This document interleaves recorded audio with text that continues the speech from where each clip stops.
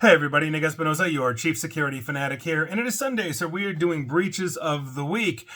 And this week in data breaches was absolutely nuts. But obviously, before we begin, I want to thank the following people that sent me a lot of this information. That would be Jay Dance, Sandeep Gupta, Marshall Gordon, Mia Bassatoni, Jacqueline Wolf, and others. Thank you very much. If I forgot your name, I'll get you next time, but please keep sending these tips in. It gives me basically a real good leg up on what's going on for the week. And with that, let's start in Southern California, specifically the Orange County District Attorney's Office, because apparently attackers broke into the Orange County District Attorney's Office information technology system this past week, according to the DA, who announced it this past Monday, so about a week and a half, 2 weeks ago. Now, the office did not specify whether any information was compromised, but said in a press release that it took quote-unquote immediate action to shut down its cybersecurity infrastructure as soon as it learned of the breach that Friday. So hopefully no sensitive information will be leaked on any potential defendants, witnesses, etc., etc. Obviously never good when you're looking at the legal enforcement arm of a government getting hit. So heads up to you if you're in Orange County and have anything to do at the moment with the district attorney in or out of the legal system. Moving on. Let's talk about the Seiko Group Corporation, or SGC. Now, these are the watchmakers, among other things. This is an update from their August data breach because their latest notice basically is now focusing on the security of 60,000 records. Quote, following a comprehensive review by both the company and cybersecurity experts, we confirm that a total of approximately 60,000 items of personal data held by Seiko Group Corporation, SGC, Seiko Watch Corporation, SWC, and Seiko Instruments, Inc., SII, were compromised, end quote. That is according to their latest notice as of October 25th. So if you have anything to do with Seiko, heads up to you. Moving on. Let's do our mini segment, basically entitled, If You Just Paid a Little More for Cybersecurity, You Wouldn't Be Getting Data Breach. And the first one up is one of the worst offenders in the history of data breaches, and that would be Meta, formerly known as Facebook. Now, they just got hit with a revived class action shareholder suit stemming from its involvement with Cambridge Analytica. If you recall that, that's the firm that infamously mined Facebook user data for hyper-targeted political engagement. They were engaged by Republican Ted Cruz, Steve Bannon, who basically is a political troublemaker, in some way, shape, or form. Now, the ninth U.S. Circuit Court of Appeals in San Francisco restored the shareholders' claims that Meta falsely stated that user data could be compromised, even though the company was already aware that the UK-based consulting firm essentially had violated its privacy policies. So good luck to you. Those suing Meta, burn them to the ground. If you're a long-time listener or follower, you know exactly what my thoughts are on Mark Zuckerberg, Meta, Facebook, and their practices. Moving on, let's talk about Healthcare Clearinghouse in Mediata. Now, Minnesota is among 32 states, and obviously this news bit is coming from Minnesota, but they're not the only ones. Minnesota is among 32 states to reach a settlement with Healthcare Clearinghouse provider over a 2019 data breach that exposed the personal information of 1.5 million Americans. Now, the Office of the Attorney General, Keith Ellison, in Minnesota, announced this past Monday that he and a bipartisan coalition of 32 attorneys generals hammered out an agreement requiring in Mediata to pay $1.4 million to states impacted by this breach. So if you live in one of those 32 states or 33 states, including Minnesota, and you have anything to do with Mediata, you may be entitled to compensation. Moving on, let's talk about Advocate Aurora Health, because they just agreed to pay a $12.2 million class action settlement that was basically filed over their data breach basically that they had, and they had a data breach of over a 5-year period. I can't read my own notes today. Now, that said, Advocate Aurora owns hospitals in both Normal and Eureka, and from 2018 and until early 2020, when essentially they were bought out by a group called the Carly Health Group. Now, the breach exposed the personal information of 2.5 million patients without their consent over 5 years, ending in October of 2022. The company, which denies any wrongdoing, installed tracking technology, and here we are. So heads up to you if you have anything to do with Advocate Aurora Health, whether they were owned previously or currently by the Carly Health Group. Moving on, let's talk about the Long Island-based Personal Touch Holding Corporation. On October 24th of this year, New York Attorney General Letitia James announced a $350,000 settlement with Personal Touch Holding, a Long Island-based home healthcare company, to resolve allegations stemming from a data breach. Now, Personal Touch will also be required to offer free identity theft protection services to impacted individuals and enhance their cybersecurity. 316,000 New Yorkers were impacted by this. So if you use Personal Touch for your home healthcare needs, go get paid. Moving on, let's talk about Gaston College. They are facing a series of lawsuits relating to a data breach that happened earlier this year. Now, since their announcement, a number of civil filings were made in Gaston County seeking class action status on at least 2 separate cases stemming from their data breach. So obviously not good for Gaston or Gaston College. Heads up to you. For moving on, let's talk about Wright and Phillips. Everybody's suing everybody these days. They're a Michigan-based provider of prosthetics, orthotics, and accessibility solutions. Now, a proposed $2.9 million class action settlement to resolve their claims in that they failed to protect the personal information of 877,584 individuals is currently in the works on this. So obviously not good for them. So heads up, Wright and Phillips patience. And that is basically the end of the mini segment. If any of those companies had actually spent money on cybersecurity and good cyber hygiene, they wouldn't be getting sued for a heck of a lot more. Moving on. Let's roll right into Move It. And this is another update because, again, third-party data breaches. And for the record, we have a lot of third-party data breaches this week. I just haven't gotten to them yet. But we're going to start with Move It, the one you all know and love, especially if you're a longtime listener and follower. Essentially, we've got new ones. CCleaner. You might have heard of them. They are a very popular software you install into Windows to help clean and optimize performance. They are declaring a data breach, as is NASCO, N-A-S-C-O, and Andesa Services for over 30,000 New York Life policy holders. Apparently they are a third party that just got another third party hit, and that would be New York Life. So if you have a New York Life policy, heads up to you. You're probably or maybe we're caught in the Move It data breach. And that's all the Move It that we have for this week. But Fiserv is another data breach, basically that is third party. And now we have an update because this past week, the Bank of Canton, Massachusetts, has to declare a data breach due to Fiserv's breach for 9,500 of their members. So heads up to you if you use the Bank of Canton or you use Fiserv or one of your people or third parties uses Fiserv, they may be caught up in this as well. That one's been going on for quite some time. We're seeing less declarations on that one, but nevertheless, it keeps on rolling. Moving on, let's talk about Progressive Leasing. On October 23rd of this year, they filed a notice of data breach with Attorney General of Maine after discovering that an unauthorized party was able to access files stored on the company's computer system. In this notice, Progressive Leasing explains that the incident resulted in an unauthorized party being able to access consumer-sensitive information, which includes their names, social security numbers, addresses, phone numbers, dates of birth, and email addresses. Upon completing their investigation, Progressive Leasing began sending out data breach notification letters to all individuals whose information was impacted or affected. So heads up to you, Progressive Leasing patrons. Moving on, let's talk about a third-party hosting platform that just got hit, Personify Care, because now we are starting to see third-party organizations now declare as a result of using them. And the first one up is the South Australian Public Health. In other words, if you're a patient of South Australian Public Health, and Australia does have socialized healthcare as well as private healthcare, heads up to you if you're in South Australian. So heads up, not a good sign. We'll keep you up to date on that, but Personify Care is a new one for this week as far as I could tell, and that's what my research said. Now, the state government of South Australian said, quote, unintentional human error, end quote, by patient portal Personify Care allowed an unauthorized third party to delete a folder used to store patient documents uploaded to an online platform. And so we'll see how far and deep that goes, and hopefully it just sticks with them, even though that's not good when anybody gets hit. So with that, we're going to move to it from Australia to France. And I had no idea, for the record, that France had a professional basketball league. That said, I'm sure many countries do. I not really follow basketball, but when you're in the United States, the only thing you really hear about is either the NBA or the Olympics. And here we are. So French professional basketball team LDLC ASVL, just known as ASVL or ASVEL. I'm just going to call them ASVEL. Please correct me if I'm wrong, people in France. Anywho, Asphil say that they were alerted to a potential breach on October 12th via the press following their addition to the No Escape Ransomware's extortion leak site on October 9th of this year. Now, the threat actors claim to have stolen 32 gigabytes of data, including the personal data of players, passports, and ID cards, and many documents related to finance, taxation, and legal matters. NDAs, contracts, and confidential letters apparently were there as well. Contractual agreements with players were also allegedly included in this stolen data set. So if you play or have anything to do with Asvel, the French professional basketball team, or you're just a fan, heads up to you. Moving on.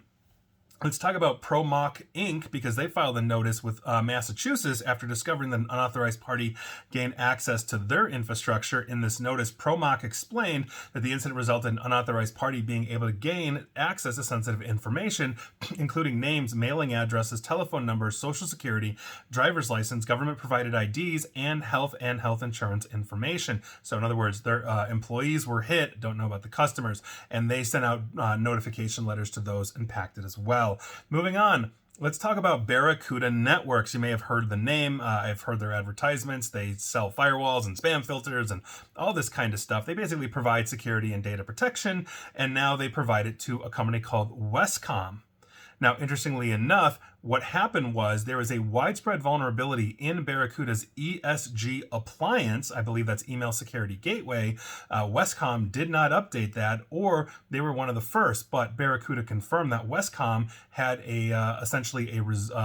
got hit with this due to this vulnerability. The attackers got in, et cetera, and now they have to declare a data breach. And so Westcom Credit Union specifically is the one we are talking about here. So heads up to you if you use Barracuda's ESG Gateway. Like all security appliances, hardware and software, you've got to keep these things up to date as fast as humanly possible. Moving on.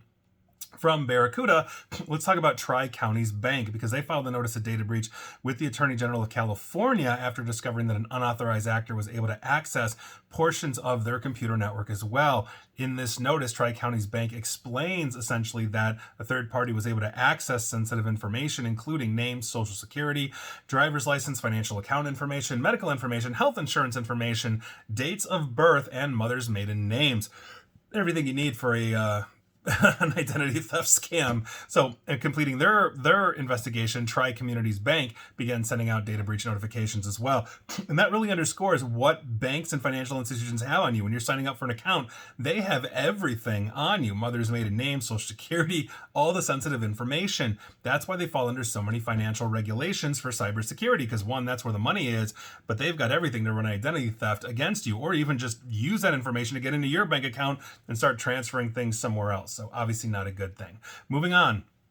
Let's talk about Fellowship Village. Don't know what they do, but sounds kind of nice. Anyway, on October 8th, they unfortunately filed a notice of data breach with Health and Human Services, so obviously healthcare. In this notice, Fellowship Village explains the incident resulted in an unauthorized party being able to access things like names, addresses, social security numbers, patient identification numbers, medical record numbers, medical and treatment information, health insurance information, financial account information, and dates of birth. They've sent out notices as well, so heads up, Fellowship Village. Cool name, need better security. Moving on, let's talk about a company called CoinFlip.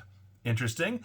I kind of speculate on what they do. On October 20th, CoinFlip, also known as GPD Holdings, their DBA is CoinFlip, filed a notice of data breach with Maine after discovering that CoinFlip employee's email account had been compromised. Now, they basically say that this attacker potentially had access to names, addresses, social security numbers, driver's license numbers, and other government-issued IDs. They've sent out notices as well, so heads up to you if you have anything to do with CoinFlip, who I assume flips coins. Moving on, Longhorn Imaging Center on October 25th, they filed a notice of data breach with Texas, and of course, Longhorn would file in Texas after discovering that confidential information in their possession was subject to unauthorized access. Now, the information that we are talking about is names, addresses, health information, and insurance information. Longhorn Imaging has also sent out notices as well. Moving on, let's talk about manufacturing giant Regal Rexnord, because in September, they filed a notice of data breach with Massachusetts after discovering an unauthorized party was able to access information that had been provided basically to the company by their consumers. in this notice, they explain that the sensitive information essentially was able to be accessed, but I do not have a listing of what that is. And so Regal Rexnord has been sending out notices as well. And so whatever they manufacture, heads up to you if you get your stuff manufactured through them. Moving on, let's talk about Concord Investment Partners. On October 19th, they basically filed notice of Attorney General of Montana, as did all of their subsidiaries and LLCs, Concord Investment Partners, Concord Investment Services, Concord Asset Management, Concord Insurance Agency, collectively known simply as Concord. And so Montana, well, they're keeping them busy. Now, they discovered that an unauthorized party was able to access an employee's email account and all of that, basically sensitive information. I do not know which sensitive information was hit, so heads up to you if you use any one of those Concords I just mentioned. Moving on, let's talk about Acumen. On October 16th of this year, Acumen filed a notice with the SEC, Securities and Exchange Commission, after discovering that they had been the victim of a ransomware attack. Now, in this notice, Acumen explains that the incident resulted in unauthorized party being able to access consumers' sensitive information. I do not have a listing on this one either. Upon completing their investigation, they are sending out notifications as well. So if you use Acumen, Acumin, for all your Acumen needs, heads up. Moving on, let's talk about Irish drivers. Now, this is coming from Ireland, and so please forgive me. I'm not even going to try to pronounce any of this in Gaelic. Obviously, here we are. But a breach caused by a software error at a Limerick-based IT company has led to thousands of Irish motorists being at risk. There was once an IT provider from Ireland, and I'm not even going to say the rest of that joke. Now, the IT services, I'd have to figure it out first. The IT services firm that works basically for tow truck companies was working on behalf of the Gardaí, and there's a little umlaut or apostrophe or whatever over the I. Gardaí, I'm assuming, I don't know, is that their DMV? I'm not 100% sure. Now, the Irish Independence reports that exposed details include details of insurance investigations, vehicle registration, certs, or I'm guessing certifications, notices of car seizures, and payment card details. And so I guess they were working for the local government, towing things away. You park in the place you shouldn't have parked. How dare you? Now, the Gardaí insist that they are not in fault, not at fault, and the Data Protection Commissioner is investigating who is responsible. There are roughly 512,000 documents in play here. So if you're in Ireland and you're a driver, heads up to you, you might have been hit. And finally, and we have two finalies for you today. The first one is pretty quick, but it's a pretty well-known name in technology. They go back decades and decades for building basic things, and that would be Dlink. Now, Dlink has confirmed that they are a data breach after an employee fell victim to a phishing attack. Now, Dlink discovered this on October 2nd of this year, a day after the attacker began selling the stolen data on breach forums for $500. I tried to confirm that because $500 is bonkers low, especially for a company as big as Dlink, but $500 was the number I came up with. Now, the threat actor claims to possess 1.2 gigabytes of Dlink stolen data, including personal information and the DView network management software's source code. Obviously, not good if that's running in corporate or even personal networks. If you're able to pick apart just how bad or vulnerable the code is, you might be able to find ways to exploit it, and Dlink may not necessarily know they need to patch something until it's too late. Now, some leaked data allegedly contained information belonging to Taiwanese government officials and Dlink's CEOs. So obviously that's a big thing. Details that were leaked include names, office email addresses, phone numbers, and timestamps, including to account registration and last login dates. So for $500, you can learn everything there is to know about Dlink, which seems incredibly low. And our other finally for today is the Spanish police. And for the record, we are all fans of them this week. Now, here's what happened.